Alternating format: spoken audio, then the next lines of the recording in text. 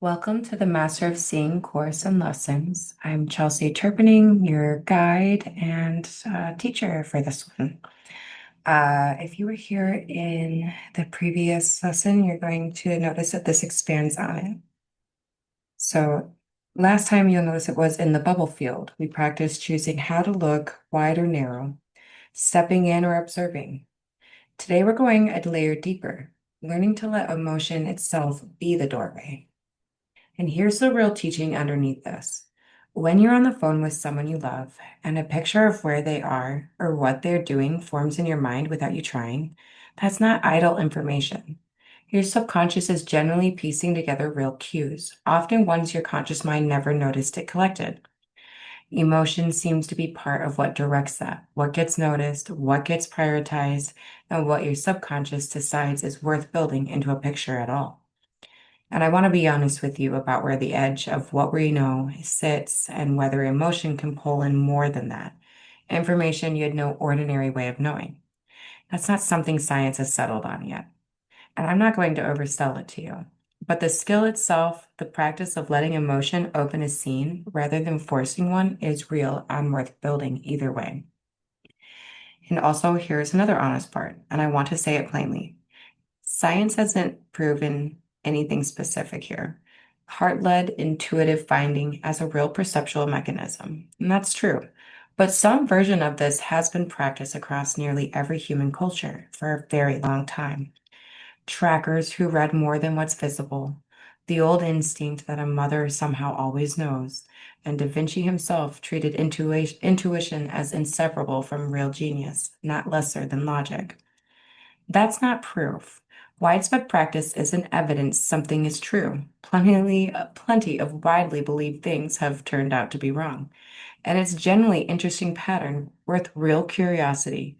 And that's something about this. So let's stop calculating and start feeling as earned its place as it's crossed cultures that never spoken to each other. And I have practiced small versions of this in different ways with my young son, with dreams, hiding his favorite stuffed animals after he falls asleep, telling him, don't think, just look with your heart. Sometimes he finds them in the dream, and sometimes he doesn't. It's just one small example of practice that you can do in your own home to start building more awareness on a heart-led mission. Now let's get comfortable and let's begin the experiential. Close your eyes and take a full breath in and let it go slow. I'm going to count you down in the same light brainwave slide you've known before. 10, your body's settling.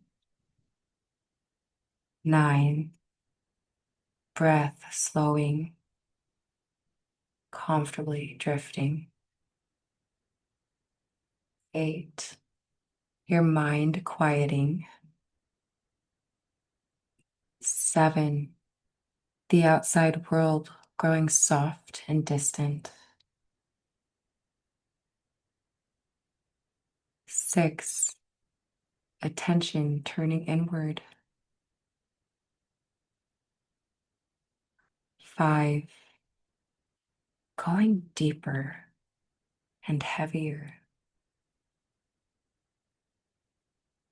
4, the pull of your inner world growing stronger.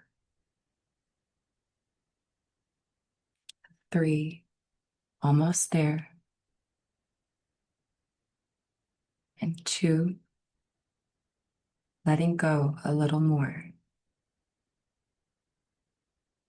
And 1, arriving to your comfort place. Picture yourself back in the bubble field. Bubbles of every size, scattered as far as you can sense in any direction. Each one holding a scene.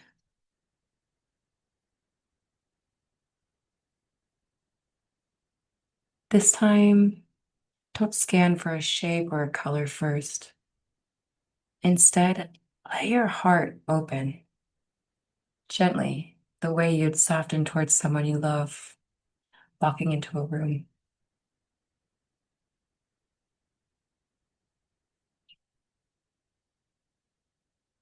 Now think of someone or something you love, maybe a person, a child, a pet, maybe even an old, comfy stuffed animal or blanket.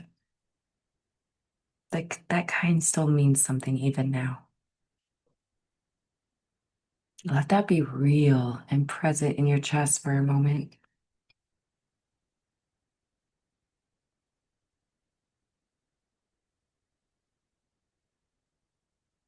And now, without searching, notice which bubble that love is drawn toward. It might not be the biggest or the closest, but the one that pulls at you emotionally, like a calling or a familiar voice that pulls your attention across a crowded room.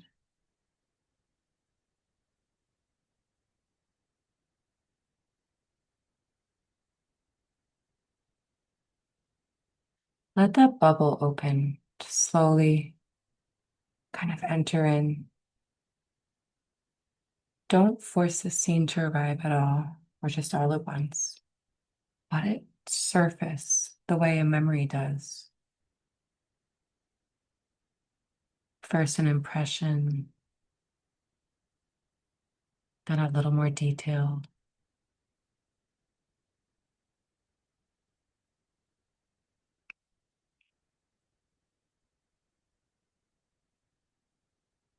What is the first thing that arrives? A feeling, a shape, a memory.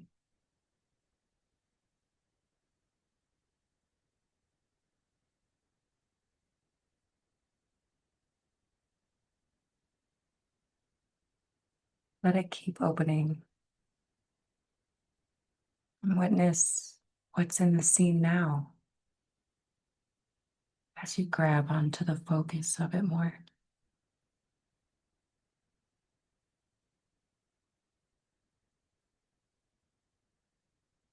Where are you in relation to it? Are you inside it, present and engaged? Or are you watching from the outside, like an observer?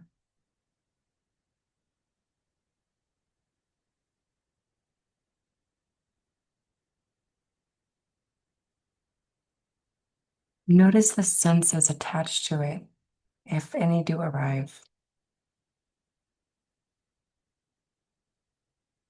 Maybe a temperature, a sound, a texture.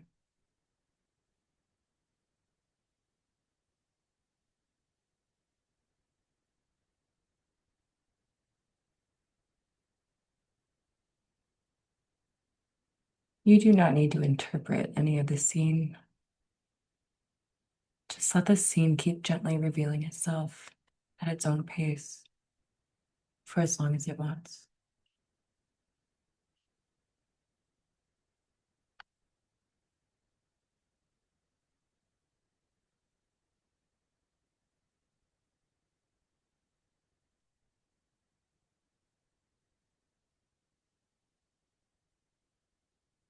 Now, gently step back from the scene, the way you'd step back from a photograph to see the whole frame.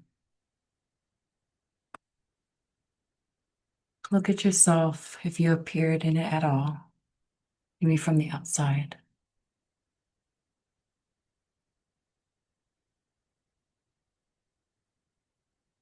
Notice the emotional presence as a lens of seeing.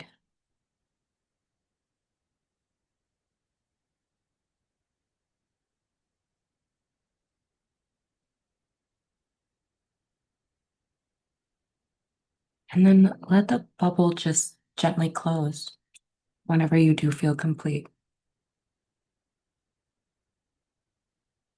And just Slowly begin to feel your way back into your body. And then notice your toes, wiggle them if you'd like. Just notice your breath. And before you open your eyes, hold on to one thing from what you saw, from the scene, the image, the feelings, one small detail you could remember. Now, open your eyes. And here's your homework. And it is the fun kind. Over the next few days or weeks, start noticing when this happens to you completely on its own. Outside of any formal practice, just maybe casually on the phone with someone that you love, or even just someone you're working with, thinking about your kids at school, a quiet moment where there's a picture of someone that forms in your mind without you even trying to. Notice how often your subconscious fills in that data before your conscious mind even registers that it's happening. You can witness it, reverse engineer it with curiosity. You're not learning a brand new skill in those moments. You're catching a skill you're already using constantly and finally watching yourself do it. So until next time, thank you.